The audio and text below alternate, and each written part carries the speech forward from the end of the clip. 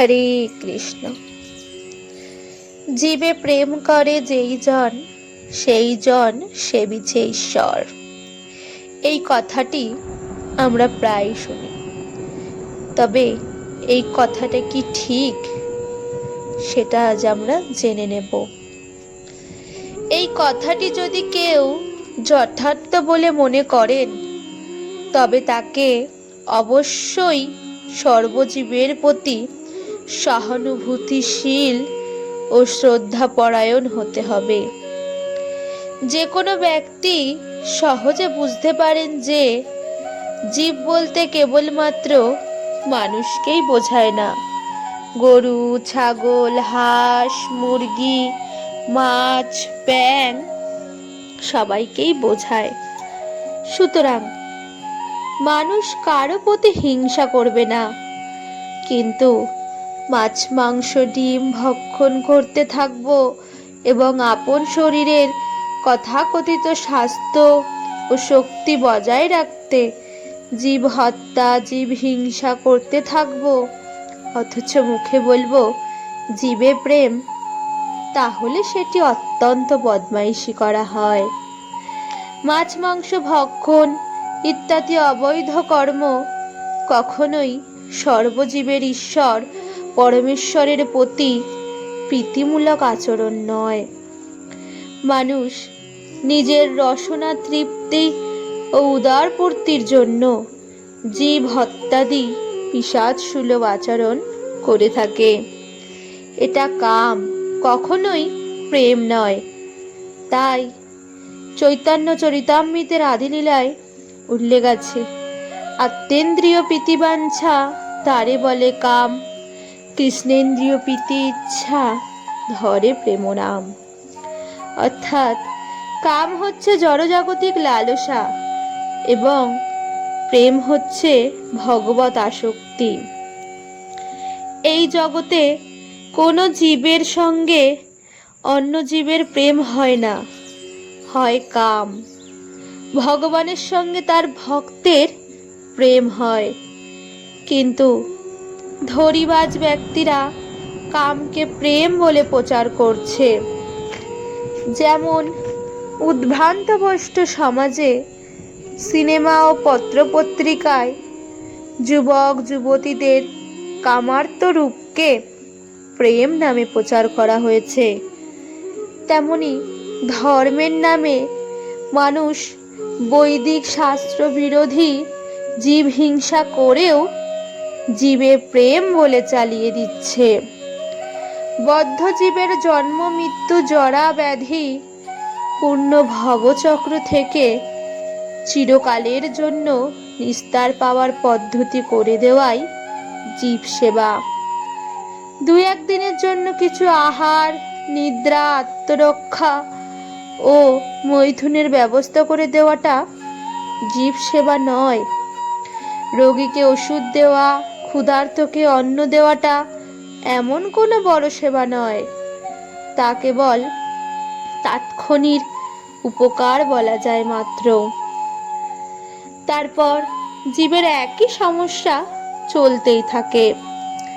জন্ম জন্মান্তর ধরে জীব ৮৪ লক্ষ প্রকার দেহ ধারণ করে দুঃখময় জগতে বদ্ধ হয়ে আছে। জড়জাগতিক সমস্ত দুঃখগুলি অনর্থ, আর এই থেকে জীবকে মুক্ত করাই প্রকৃত জীব সেবা।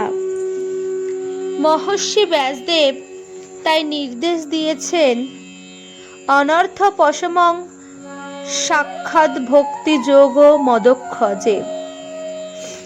অর্থাৎ বদ্ধ জীবের দুঃখ দুর্দশার রূপ অনর্থগুলি অচিরেই উপশম করার পন্থা হল সাক্ষাৎ ভক্তি যোগে পরমেশ্বর ভগবানের সেবা করা। শাস্ত্রে ভগবত ভক্তির কথা বলা হয়েছে, কোথাও জীব ভক্তি বা জীবে প্রেম বলা হচ্ছে না। কিন্তু পাষণ্ডীরা ভগবানকে পাষাণ বলে ধরে নিয়েছে এবং জীবকেই ভগবান বলে মনে করছে। তাই চৈতন্য চরিতামৃতের মধ্যলীলায় উল্লেখ আছে, যেই মূঢ় কহে জীব ঈশ্বর হয় সম, সেই তো পাষণ্ডী হয় দণ্ডে তার যম। সুতরাং পাষণ্ডীদের যমলোকের দ্বারস্থ হতে নির্দেশ করা হয়েছে। যারা পরম নিয়ন্তা পরমেশ্বর ভগবানের সেবা করে না, তারা অন্য কারোর সেবা করার অনুপযুক্ত।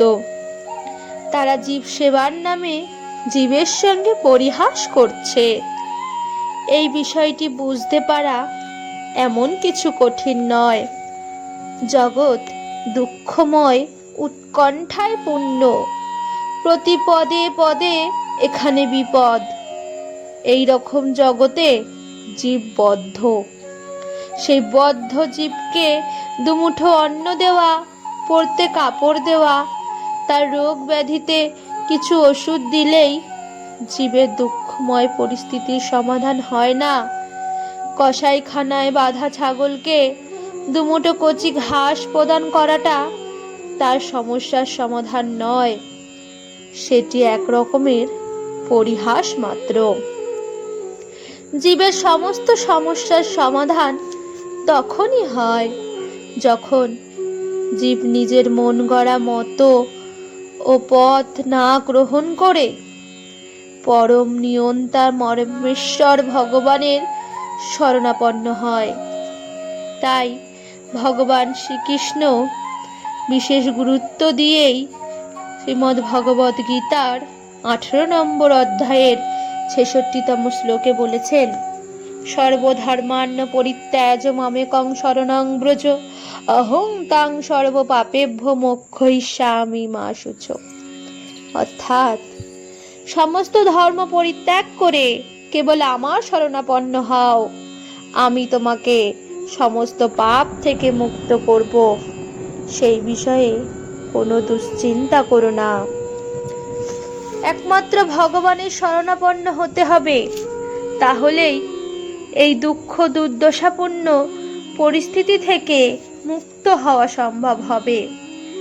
সেই জন্য শাস্ত্রে বলা হয়েছে, পরম বন্ধু হচ্ছেন তিনি, যিনি আমাদের শ্রীকৃষ্ণ ভক্তি, শ্রীকৃষ্ণ সেবা অনুসরণ করতে শিক্ষা দেয়।